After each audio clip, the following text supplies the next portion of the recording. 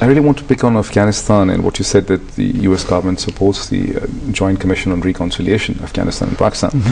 But you also mentioned briefly a few moments earlier, you mentioned that how the US government, your government, is investing. You mentioned Gary Lugar bill, you mentioned dams and water and so many other issues.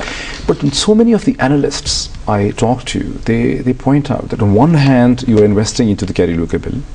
On the other hand, your key officials keep on issuing statements, or the State Department and CIA keep on doing those kind of leaks in the US media, in New York Times and Washington Post, that end up creating fear, that end up creating, demonizing Pakistan in the world, throughout the world. It's a dangerous place. Mike Mullen ended up saying this is epicenter of terror. This area, the Fatah, is the epicenter of threat, is the greatest threat to the world peace.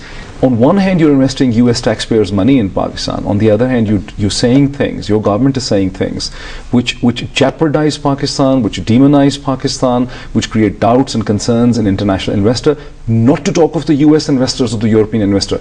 Even for Middle Eastern investors, even for Far Eastern investors in this country, no one wants to come in this country. I think what we have to do is be honest about this. We are committed, and we're putting our money where our commitment is. Kerry Lugar Berman is working. Look at Gomal Zam. But how the investment would come if a country is demonized, if everyone is afraid of the country? No. You have to not kid yourself. There is a problem in the Northwest, and we respect what your army has done, the losses your army has taken. This terrible incident that took place in Deer, where your soldiers were killed just a couple of nights ago. This is a real commitment by your military to fight against the common enemy. We support you, and we admire what your military has done. But this is part of a broader question, where we're not only working with your military, we're not only giving them a lot of aid, we're giving aid to your country. We're talking there, and we're not pretending that there isn't a challenge. This is the spirit I think you should accept. A friend of Pakistan, Admiral Mullen, when he says there's a problem in Fatah, he's saying that because there is. But he's then saying, and we're here to help you with it. We're here to do what we can to deal with this common problem. Just as in the civilian government, we're here to support as best we can. And I was going to mention the Gomal Zam Dam as an example. $40 million, creating irrigation for 25,000 farms. We are paying to complete that dam. That dam has already played a role in the resources for your country. These are concrete things that we're doing. That's just an example. So roads in South Waziristan that we're completing. We're doing real things to try to help. It's not just a question that we come and we say we demonize Pakistan. That's not true.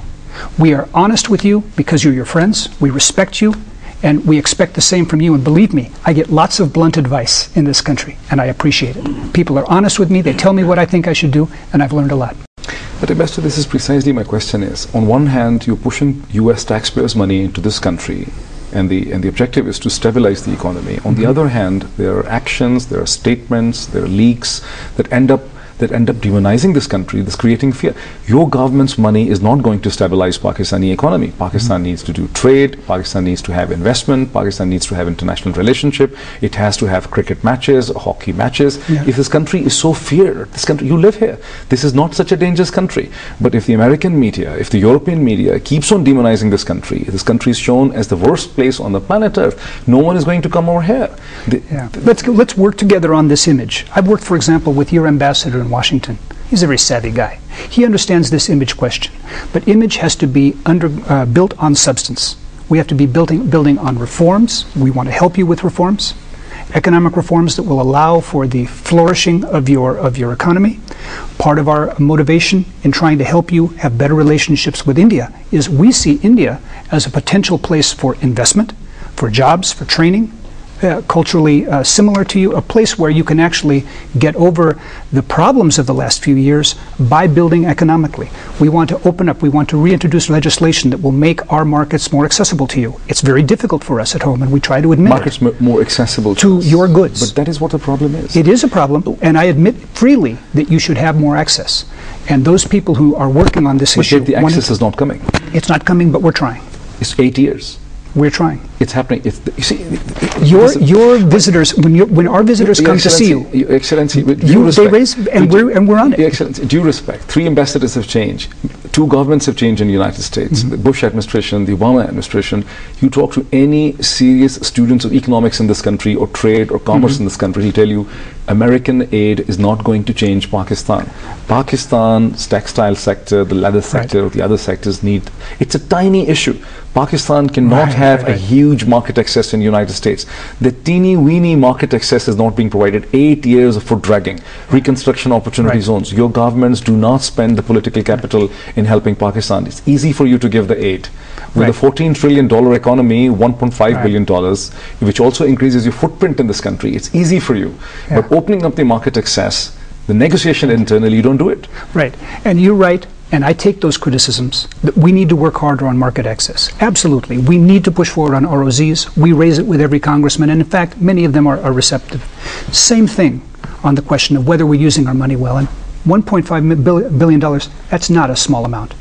That's not a small amount. We give that money to Pakistan with a $14 trillion economy. You're spending $100 billion in Afghanistan's conflict, which you want to resolve. I don't know about you, but I don't have that kind of money sitting around. This is a lot of money. But let me make another point. This is not a question that America is going to do for Pakistan. We are looking for you. What question? Question of your economic development. We are looking for you to lead. We want to follow. We respect you because this is your country. If you can engage in the kind of reforms that are necessary to make this an attractive place for the investors, we can contribute with market access. We want to.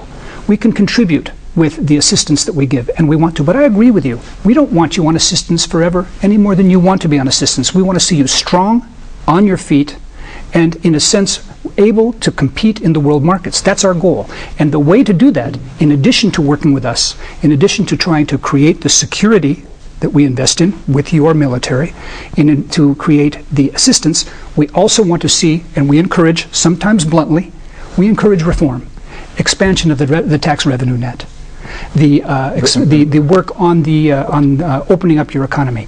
If you lead, it helps us follow. Ambassador, no meaningful economic activity, investment is going to happen in Pakistan unless you contribute to the ending of conflict in Afghanistan, where you're trying to gain tactical advantages over your enemies. Your President Obama came, he declared you're going to withdraw. It's understood that ultimately you have to seek a political solution. But you're trying to gain, the Pentagon and the CIA are trying to gain tactical advantages over their rivals. Ultimately, you have to do a political compromise. Unless there is a settlement of conflict in Afghanistan, 180 million people in Pakistan are not going to have an economic future. See, we agree. This is why we have such a common agenda. We agree. This is what Admiral Mullen is talking with Kayani about when he's here. This is what Secretary Clinton will talk to you about. This is what Mark Grossman, when he comes and visits, will talk to you about. Mr. Bashir is today in Washington talking with our people. We agree 100%. We have to work with you for a solution in Afghanistan, led by the Afghans, because it's their country, but with you at the table, looking at your legitimate interests, with us trying to support in whichever way we can. We absolutely agree. We are looking for a settlement, and we think Pakistan can have a very constructive role in that. If objectives are the common, if US and Pakistan have similar objectives in Afghanistan, Pakistan leads to security and stability, the United States wants to see a stable region, then the difference could only be on tactics. Why Haqqani network has become such an important sore throat? Hard to say, but I do know that we keep these goals together. The place for us to talk about that is, in fact, in the trilateral setting that we want to renew as we re-engage in the post-Raymond Davis era. As we re-engage, we start again the trilateral talks. They're beginning, in a sense, with Mr. Bashir's trip, but they will gain in early May, as we get together and begin to talk together precisely about the issues you're talking about. I absolutely agree this is the agenda. We have to talk about how are we going to solve these problems, what the problems are, who plays what role. But that's what people do when they're working together. We unfortunately had a couple of months where we weren't engaged as much as we should have been. Our goal is to renew the relationship and start moving ahead. Interesting question for Your Excellency. You have been a keen student of history. You have done doctorate in history from Johns Hopkins University, not an insignificant place to study history. You have been teaching at a place like University of California. In history, you negotiate with the enemies. I just also looked into the book on CIA's history of Ashes. Batem Wiener, who is a New York Times reporter, the book has been a Pulitzer Prize winner award. CIA has always maintained links. I mean, this book actually tells you abundantly with all enemy agencies. What if the ISI is maintaining links with Haqqani network? It's an asset. Ultimately, they will use it. You have to withdraw. Why it is becoming such a big moral issue? Why not accept that as part of the realpolitik and Kissinger's realpolitik, the old European realpolitik? Yeah, I think sitting down and talking about exactly these kinds of issues is precisely what we want to do in the trilateral context. To talk about what are the visions for the future of this country, what are the principles we share, as the Secretary put out: renunciation of violence, breaking ties with Al-Qaeda, respect for the Afghan constitution. But within this context that everyone should accept, we want to talk with all the players, our Pakistani friends, our Afghan friends, to find out who can come up with the best ideas to come to this solution. It's not something you do in the newspapers. It's something you do with your friends in these kinds of negotiations, and we're re-engaging on that, and I'm optimistic we'll make progress. Last question. What are some of the key initiatives your mission is going to take, or your government is going to take in the next few months in this region? With Afghanistan, with Sure. this country? Certainly we are committed first and foremost to the regional stability. So I've mentioned to you our support for the efforts you are making and the Indians are making in commercial ties, in law enforcement and counterterrorism, and in what we call Track 2, making sure that the people of the country stay in close contact. These are the areas that can lead to the confidence that can then get on to some of the tougher issues. Now, in Afghanistan, we're going to engage on the trilateral process, which is primarily a question exactly as you have outlined, where we're talking about what is the future, how do we define what we have in common, and how can we work together, not only as a core group, but to bring in the people of the region.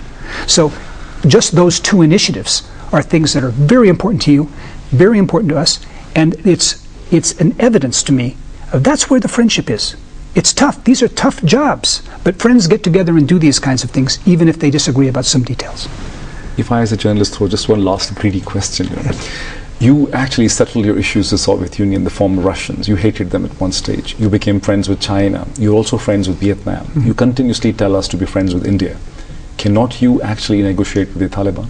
So we have lots of friends, and among them are the Pakistanis. We take their advice, we sit down and we talk with them. The kind of question you've asked, these are the kinds of questions we need to have discussed among friends in the trilateral area.